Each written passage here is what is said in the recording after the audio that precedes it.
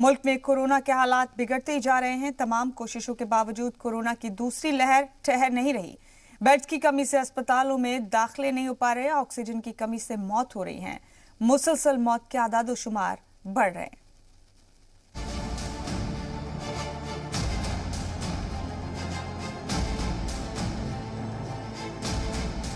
मुल्क भर में कोरोना को लेकर बिगड़े हालात। यूपी से लेकर महाराष्ट्र तक, छत्तीसगढ़ से लेकर केरल तक आ रहे हैं रिकॉर्ड मामले।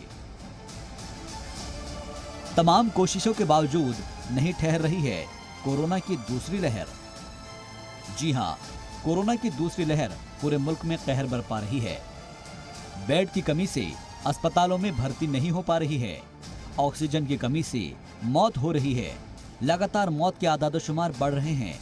आखिरी रसूमात के लिए अब घंटों इंतजार करना पड़ रहा है। लाशों को रखने की जगह कम पड़ गई है। कोरोना की दूसरी लहर बेहद खौफनाक है। सबसे पहले बात करते हैं उत्तर प्रदेश की। उत्तर प्रदेश के सीएम योगी आदित्यनाथ कोरोना से मुतासिर हो गए हैं। तो वहीं यूपी में पिछले 24 घंटों के दरमियान कोरोना मुतासरीन के 20,510 नए मामले आए हैं, जो एक दिन में सबसे ज्यादा मुतासरीन लोगों की तादाद है। 24 घंटे में कोरोना से 68 लोगों की मौत हो चुकी है। समाजवादी पार्टी के सदर अखिलेश यादव भी कोरोना से मुतासिर हो चुके हैं। यूपी में लखनऊ कोरोना का बड़ा हॉटस्पॉट बन चुका है। बीते 24 घंटे में लखनऊ में कोरोना के 5,433 नए मामले सामने आए हैं। योगी सरकार ने हर एक जिले के जिला अफसरान को अहकाम दिए हैं कि गांव और शहरों में क्वारंटीन सेंटर बनाएं और उसमें ठहरने और खाने का इंतजाम करें। अब जो आप तस्वीर देख रहे हैं, ये लखनऊ के सिविल अस्पताल की है, जहां लोग कोरोना टेस्ट करवाने के लिए खड़े हैं। ये लाइन देखकर आप समझ सकते हैं कि हालात कितने खराब हैं। अब बात करते हैं मगरबी बंगाल की, जहां पहली बार 24 घंटे में सबसे ज्यादा 5,892 नए मामले आए हैं।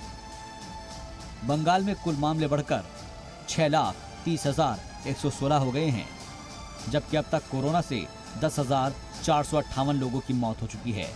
मगरबी बंगाल में चुनावी तशहीर मुसलसल जारी है और लाखों की भीड़ जमा हो रही है, जहां कोरोना गाइडलाइंस की खुलेआम धज्जियां उड़ाई जा रही है।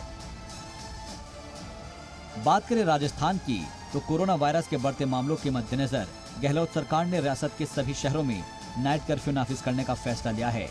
सभी शहरों में नाइट कर्फ्यू 16 से 30 अप्रैल तक शाम 6 बजे से सुबह 6 बजे तक नाफिज रहेगा।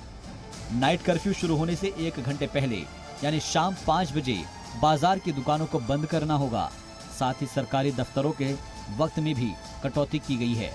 नाइट कर्फ्यू के दौरान सभी सरकारी दफातर शाम 4 बजे तक ही खुलेंगे। शादी प्रोग्राम में ज्यादा से ज्यादा 50 लोग ही शामिल हो सकते हैं, जबकि आखिरी रस्मात के लिए ज्यादा से ज्यादा 20 लोगों को जाने की इजाजत दी गई है। राजस्थान में बीते 24 घंटे में कोरोना के 6,200 नए मामले आए हैं। गुजरात में भी कोरोना से हालात बिगड़ गए हैं। बीते 24 घंटे में कोरोना के 7,410 मामले आए हैं। पहली बार गुजरात में 24 घंटे में सबसे ज्यादा मामले आए हैं। वहीं पहली बार 24 घंटे में 73 लोगों की मौत भी हुई है। सूरत और अहमदाबाद में नए मामले और मौत ज्यादा हो रही है।